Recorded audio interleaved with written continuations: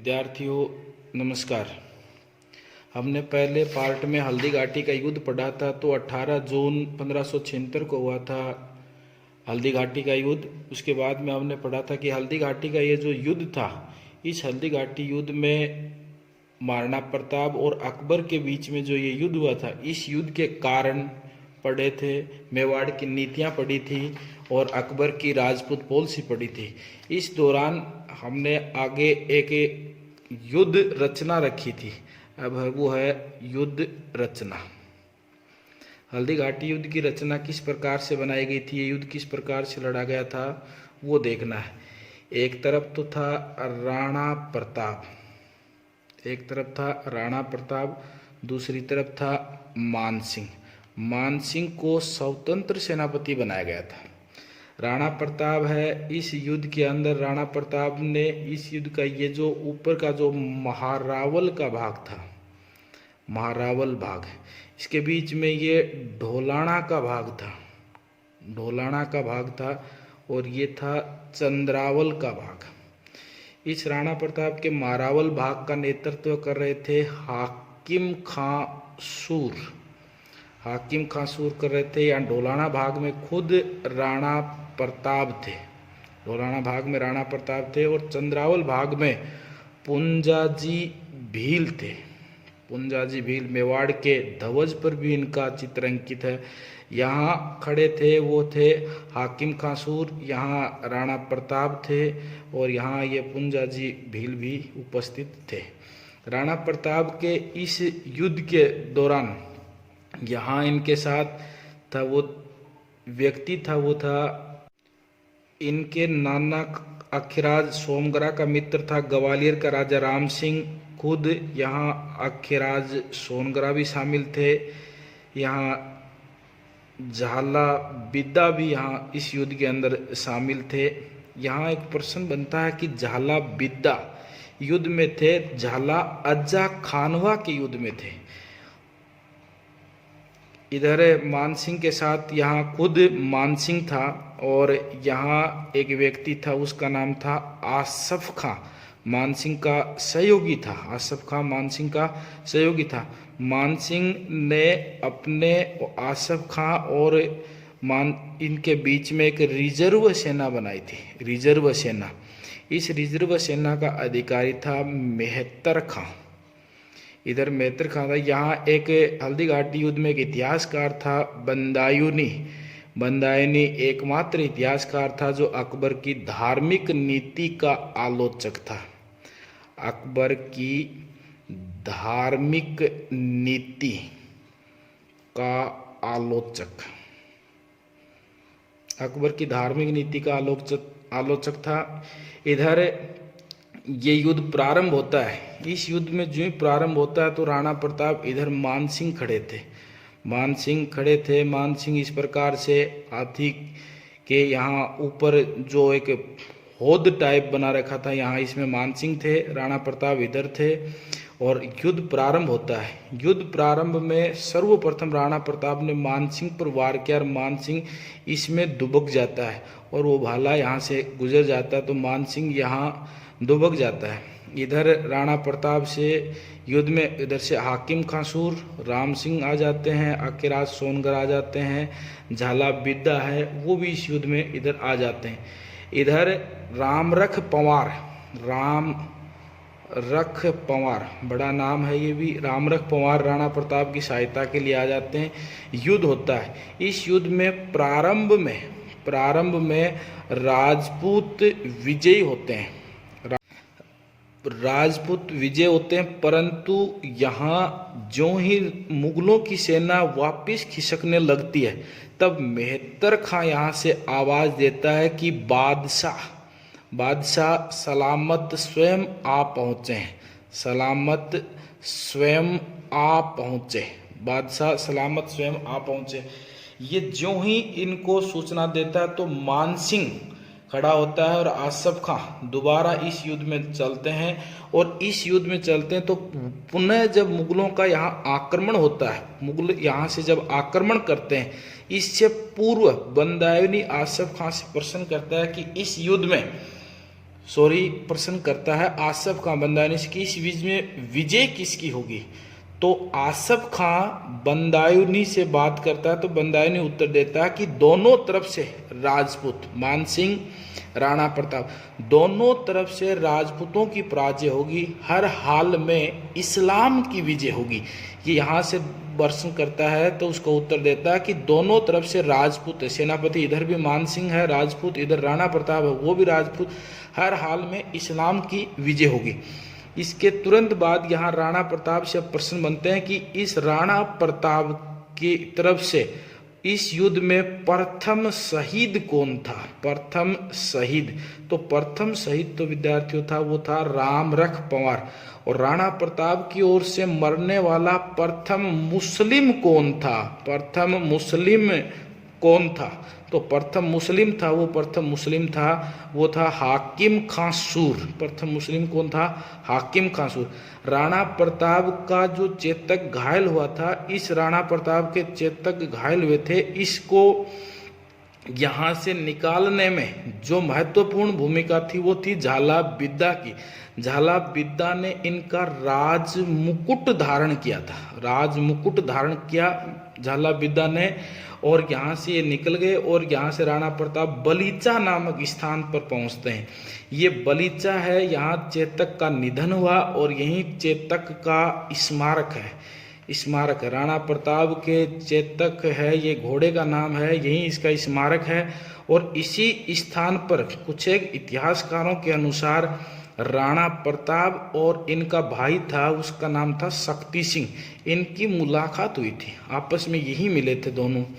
इसके बाद यहाँ इस युद्ध में राजपूत हैं वो पराजय हुए, राजपूत पराजय हो गए। इस युद्ध में राजपूत पराजय हो गए, परंतु इस युद्ध का इतिहास में महत्वपूर्ण परिणाम निकले। इस युद्ध के बाद क्या क्या महत्वपूर्ण घटनाएं हुई उनके बारे में एक एक प्रश्न पर हम डिटेल करते हैं। पहला है इस युद्ध में अकबर का वास्तविक उद्देश्य क्या था। वास्तविक उद्देश्य क्या था, तो वास्तविक उद्देश्य था वो था राणा को अधीन करना। इसमें राणा को जो अधीन करने की बात है, इसमें राणा प्रताप को न तो मान सिंह पकड़ पाया, न ही उसको वो है पराजित कर पाया। दूसरा प्रश्न क्या बनता है, दूसरा प्रश्न ये बनता है कि हाकिम खां सूर राणा प्रताप की ओर से इस युद्ध में मरने वाला एकमात्र मुस्लिम सेनापति था, वो था हाकिम खां सूर। ये हाकिम खां सूर मरने वाला एकमात्र मुस्लिम सेनापति था। तो ये मुस्लिम जो सेनापति था, इसके ऊपर प्रश्न बनते हैं। पहला प्रश्न बनता है यह पठान था। दूसरा प्रश्न क्या बनता है यहाँ से कि ये जो हाकिम खां सूर है ये शेरशाह सूरी का वंशज था, जिसने भारत में द्वितीय अफगान वंश की स्थापना की थी कन्नौज बिलग्राम युद्ध के बाद। उसके बाद में तीसरा प्रश्न ये बनता है कि यह जो हाकिम खां सूर था ये राणा प्रताप के तोपखाने का अध्यक्ष था। राणा प्रताप के तोपखाने का अध्यक्ष था। यहाँ इसके बाद में अगला प्रश्न जो बनता है वो प्रश्न ये बनता है कि मेवाड़ फाउंडेशन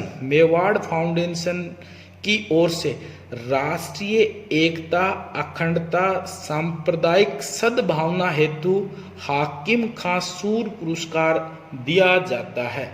ये महत्वपूर्ण प्रश्न है। हाकिम खां सूर पुरस्कार किसकी याद में दिया जाता है, तो ये हाकिम खां सूर की याद में ही दिया जाता है। हाकिम खां सूर के बाद में यहाँ अगला प्रश्न आता है, वो है रामरख पंवार। ये इस युद्ध का प्रथम शहीद था। रामरख पंवार इस युद्ध में राणा प्रताप के जो हाथी थे वो थे राम प्रसाद हाथी था, लूणा नाम का भी हाथी था, गज प्रसाद भी था, गज मुक्ता गजमुक्ता ये इस युद्ध में शामिल थे। राम प्रसाद आथी है, यह इस युद्ध के दौरान मुगलों के भेंट चढ़ गया, यानी कि मुगलों ने इसे कैद कर दिया और अकबर ने इसका नाम बदलकर पीर मोहम्मद या पीर प्रसाद कर दिया। इसका नाम बदलकर इसका नाम क्या कर दिया था? पीर प्रसाद कर दिया। इसके बाद में अकबर के हाथी का नाम था वो था हवाई, और मानसिंह का जो हाथी था, मानसिंह का हाथी, उसका नाम था मर्दाना। मानसिंह के हाथी का क्या नाम था? मर्दाना। इस युद्ध के अंदर राणा प्रताप है, इसके राणा प्रताप के घायल होने पर इसका रक्षक, तो राणा प्रताप का युद्ध रक्षक था वो था झाला बिद्दा।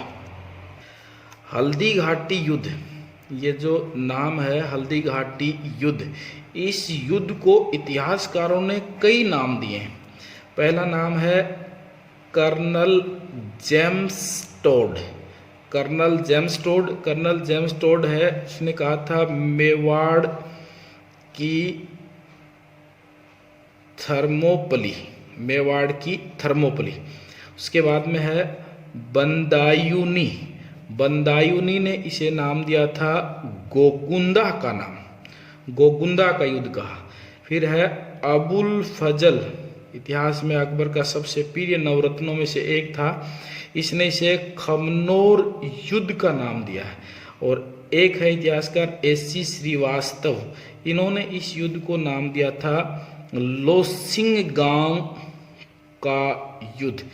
यहाँ इसको याद करने की जो ट्रिक्स है वो ये है कि कर्नल जेम्स टोड, कर्नल में 2 नंबर पर रह की मात्रा थर्मोपली में भी है, बंदायूनी में ऊपर ये नए के लिए संकेत कर रखा, टिमकी लगा रखी है, इधर गोगुंदा में भी लगाएगा, उधर अबुल फजल खमनोर का युद्ध, एस.सी. श्रीवास्तव लोसिंगगांव का युद्ध, इसने इसको कहा।